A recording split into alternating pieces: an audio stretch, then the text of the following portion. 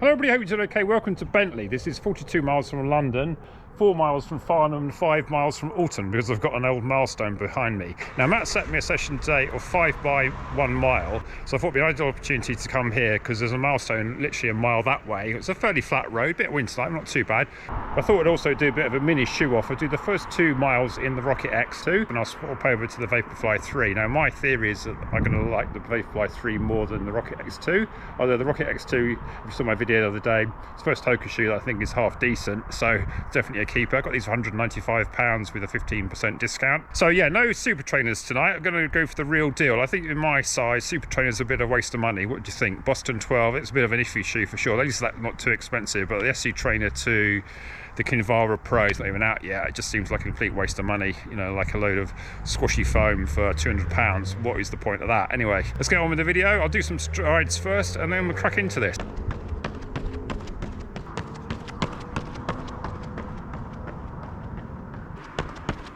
3 strides done. I've got a nice quiet road. It's slightly uphill this way as well, and into the wind, so I'm making my excuses early. So I think I'm going to have to ease off the gas on this first one. So here's the next milestone, 43 miles to London.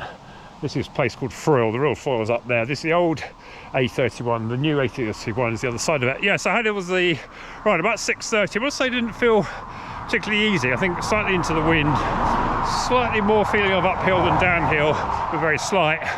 And yeah, maybe just a bit tired, but I'll see if it could run a bit faster the other way. Didn't feel like it was sort of massively helping the shoes. I felt like there was just a bit too much width in the front, I think. Maybe I haven't got these tight enough, but yeah, not too bad. But it kind of is a sort of a super trainer, I think, this Rocket X2 so far. Good shoe, but not one I'd really want to take to a race. Right, let's get on with this next rep then. Okay, let's go.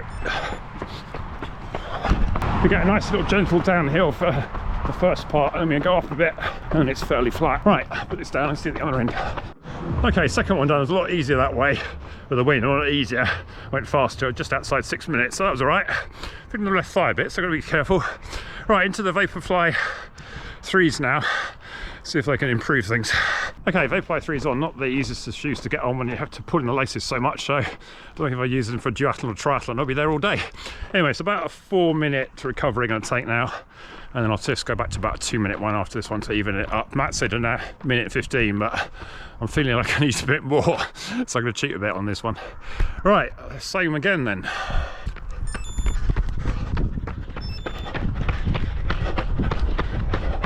Instantly, it just feels slightly more connected to the road, just a bit of a bounce off. You kind of think with the same paper foam, it ought to be similar, but we'll see how the finishing time is. Well, interesting there, that was way quicker. It kind of felt like I was maybe trying a bit harder, but the shoes didn't feel wonderful, but I could certainly feel a slightly different feel to them. Just I think that slightly high drop suits me better.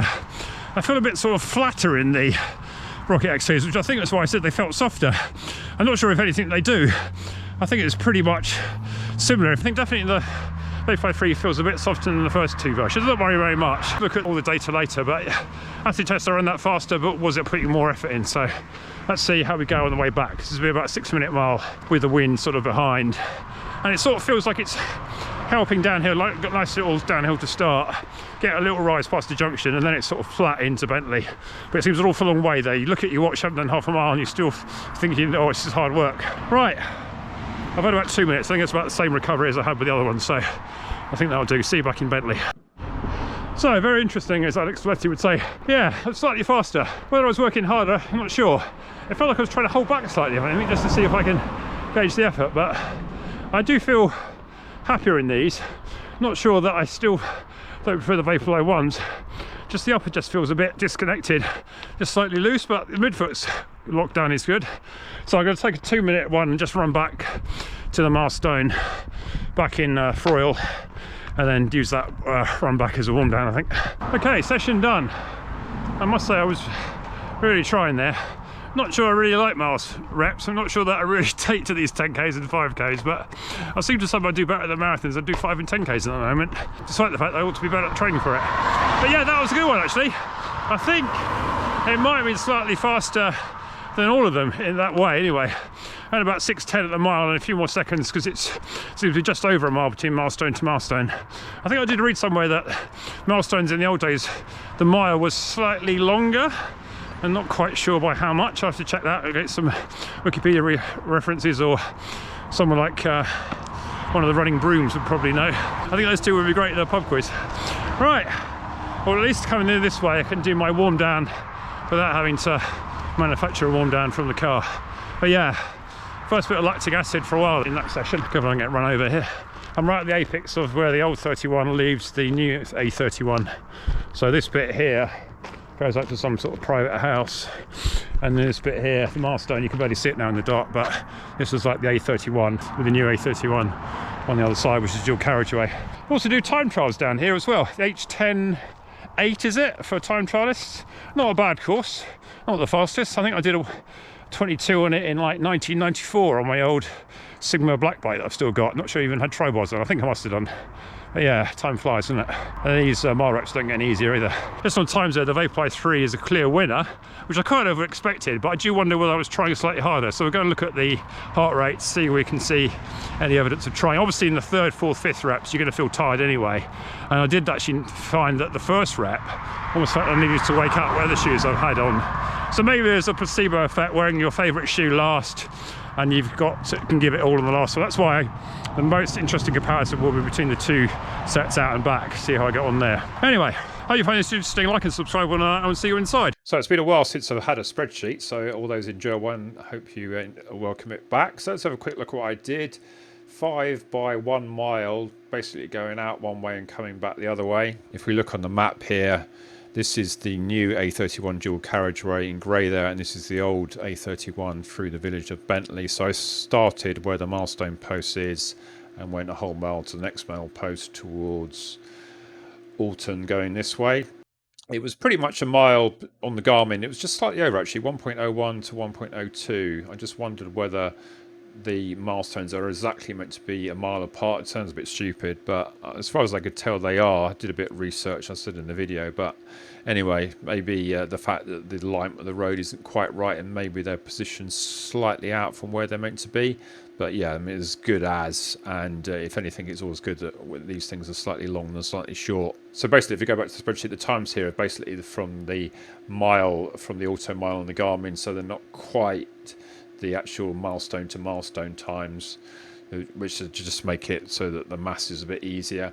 So the first two within the Rocket X2, I had 2 minutes between the runs when I wasn't changing shoes, and 4 minutes just to actually change shoes and a bit of rest as well.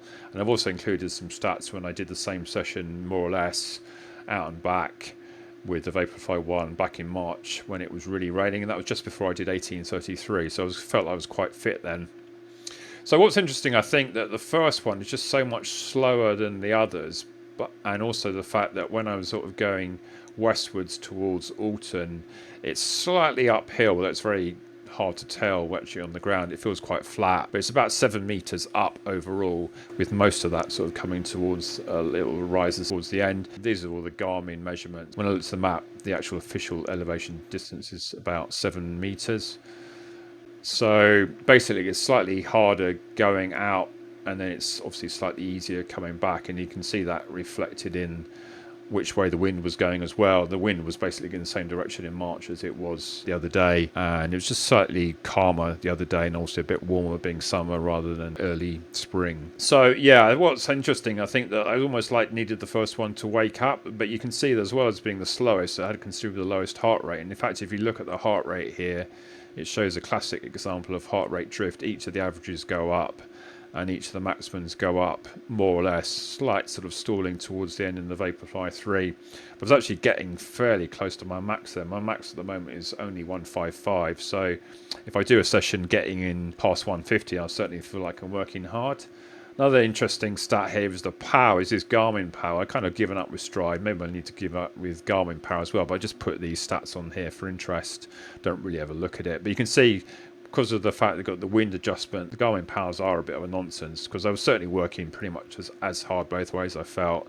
I mean, obviously that was a lot faster with the slight tailwind and a very slight downhill, but the power suggests I was working really, really hard one way. Perhaps it would have been interesting to put the stride on to see how that would have read it. Go around, contact time balance, pretty normal for me, very slight lean to the left. Doesn't suggest I've got any major problems at the moment. The cadence, as you might expect, because I was going slower, was 182 for the first one, and then moves into a more normal for me 185 to 186-ish when I'm sort of going at about 5k 10k speed. The VO and the GCT slightly higher in the Rocket X2. Maybe that's because I was just fresher.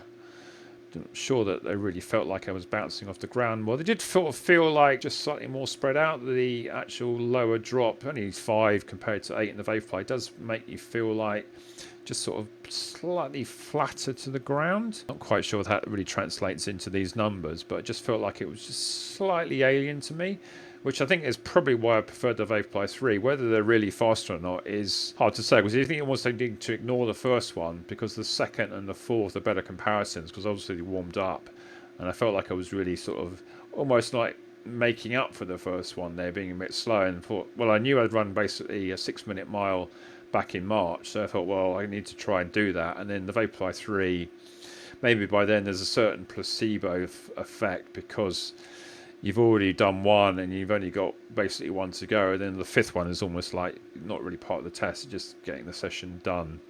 So yeah, the fact that they're only 5 seconds apart, but the heart rate was like 3 to 4 beats higher on average and max, suggests that maybe there isn't really so much of a difference there. But how much of an effect does heart rate have as you go into a session compared to the acid test that you actually ran the thing 5 seconds faster, which doesn't sound much, but 5 seconds multiplied by 3 plus a bit in a 5k, you're talking 16, 17 seconds, aren't you? If I took that off my 1833 in April and ran an 1815, then I would be thinking I'm sort of getting somewhere again. So yeah, 5 seconds in a mile at 5k, 10k speed is pretty significant, I would say.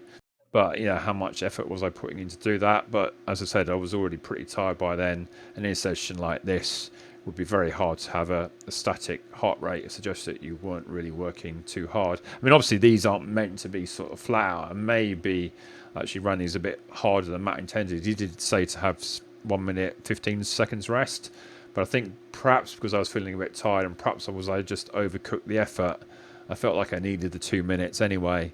And the change of shoes was perhaps just to put a bit of extra interest into the session. But yeah, so what do you make of all this? Do you think the Vaporfly 3 is the fastest shoe? Andy FOD runner made a good suggestion to actually reverse the order, because on the face of it, when you just look at the times, the Vaporfly 3 is clearly faster, but when you look at the heart rate, you think, oh, okay, maybe not. And I think maybe it just comes down to more the personal preference. I just feel like I'm slightly happier in the actual ride of the Vaporfly 3s. Very hard to sort of like say which is the softer. I thought at one point the Rocket X2 was softer, but maybe that's because I kind of feel like it was more sort of spread out a bit on the ground. It's a bit hard to describe. I think just the fact that you get used to running in a certain type of shoe. I still say that I probably just prefer the ride in the Vaporfly 1. I think it just sort of hugs my midfoot better. Didn't feel like I was sort of like rolling around very marginally in the forefoot of the shoe. Maybe I didn't really tie it up because I was trying to get these shoes on as quickly as I could between the second and third one when I changed shoes. So maybe I didn't quite sort of get them as locked down as I would like. But yeah, I wasn't far off, and these times were pretty good. So yeah, I hope you found this interesting. Like and subscribe on that. And if you have either of these two shoes, which one do you think is the best one for you? Okay, see you soon then. Bye.